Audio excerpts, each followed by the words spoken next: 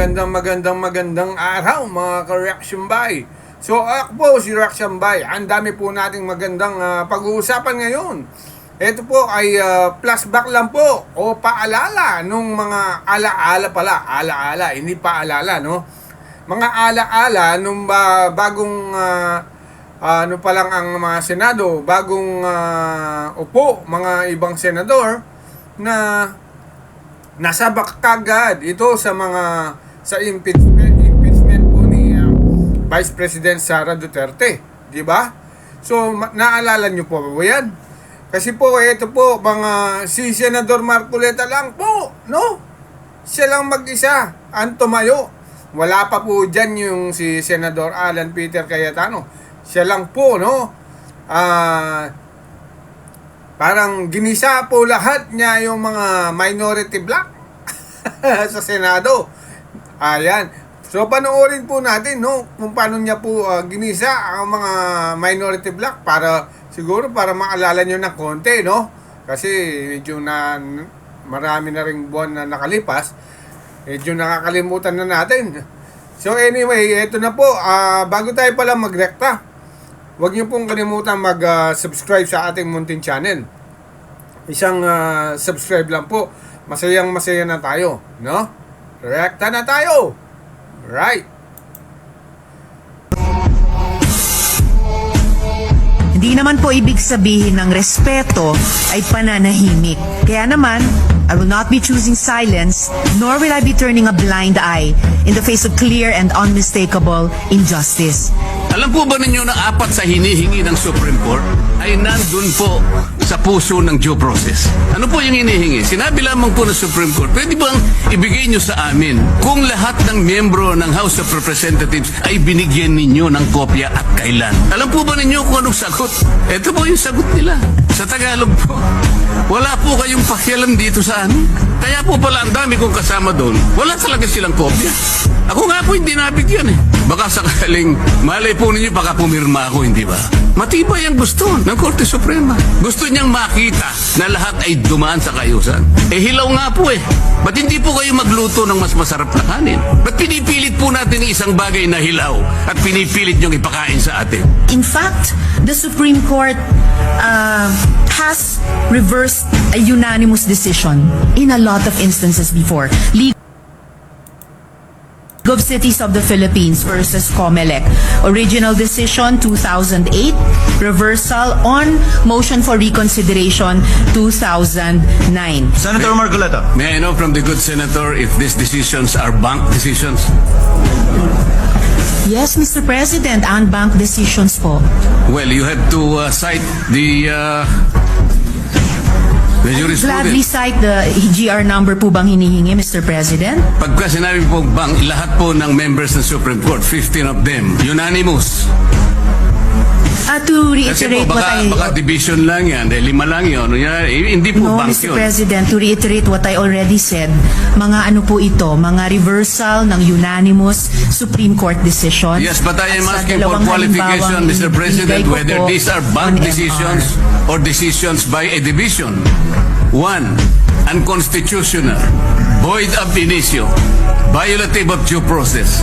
All these are present in those jurisprudence cases as you cited. Kanina, simple lang yung tanong eh.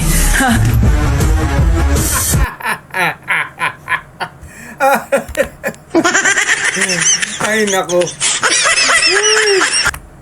Yan ang mahirap kay Senador Risa, no? Merong kopya eh. May kopya siya, kaya lang yung problema, hindi niya alam i-explain yung kanyang binasa.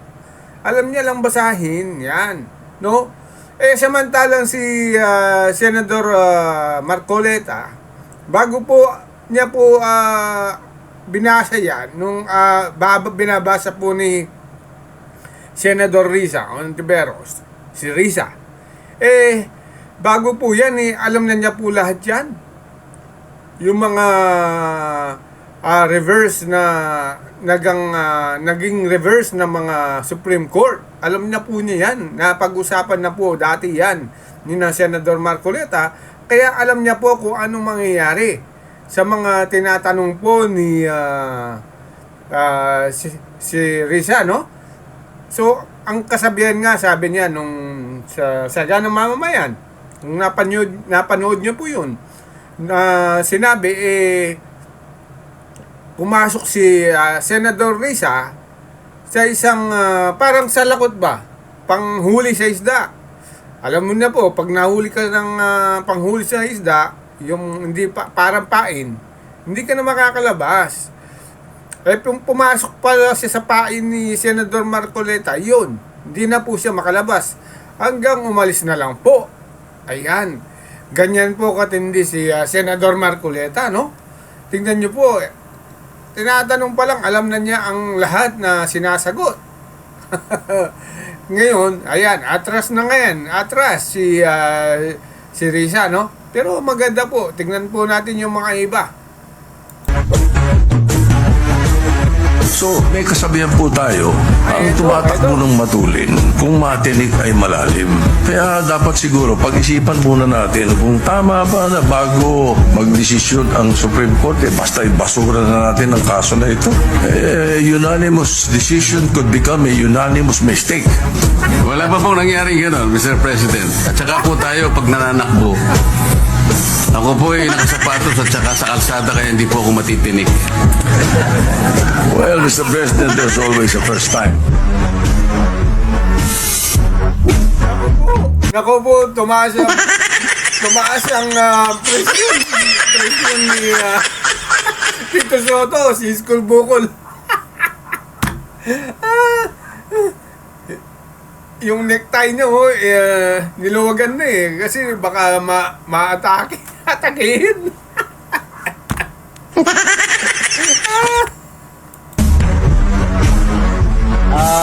Kami pong mga bago, may mga robe na rin po pero hindi pa po nadudumihan. Hindi po magagamit, no? Ang posisyon ko po, mag-convene ang impeachment court at doon natin i-decide ang mga bagay-bagay na ito.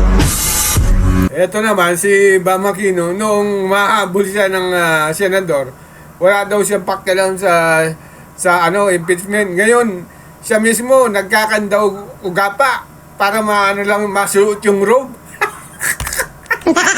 Ngayon, nasan na? Buta ka! In case the verified complaint or resolution of impeachment is filed by at least one-third of all members of the House, the same shall constitute the articles of impeachment and trial by the Senate shall forthwith proceed. Totoo nga po na yung binasa niya. Ngunit, Mr. President, this cannot be applied in isolation of paragraph 8 na nandito rin po. The Congress shall promulgate its... Nakita niyo po si Senador Robin? Lang natin, ibalik natin, tignan natin, ha? Tawa-tawa lang siya, no? Wala mga parang nanonood na lang siya ng movie show. Ito. Ayan.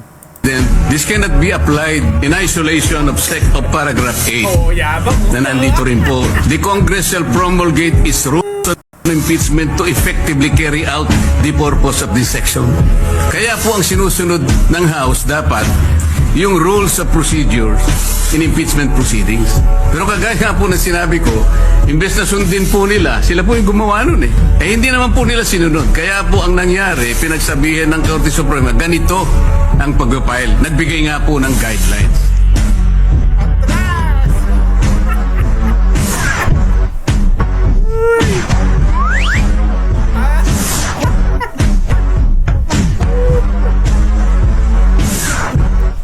Ay, nako. Anyway, ito naman ay kay isang parang patalastas lang ba? Commercial natin, si Auntie Claire, no? Ipasok po natin si Auntie Claire kung anong masasabi natin, no? Tungkol sa mga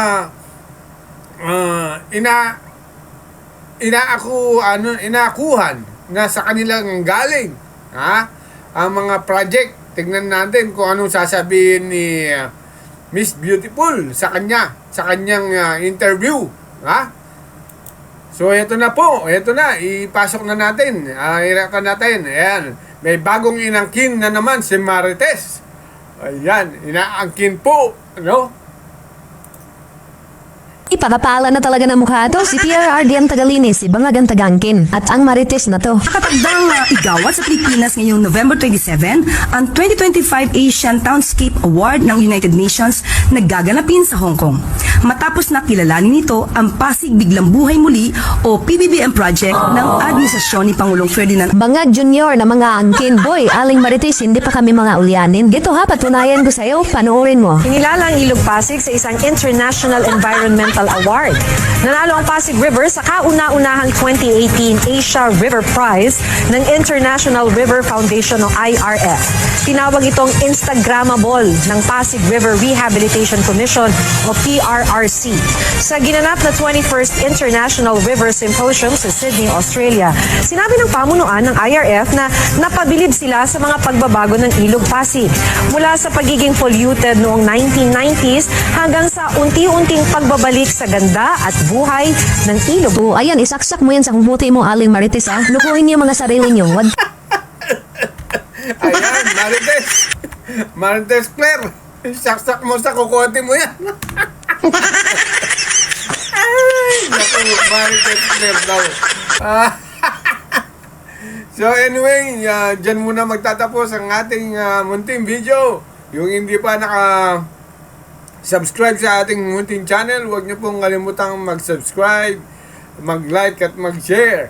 So sana po nag-enjoy po kayo sa ating video.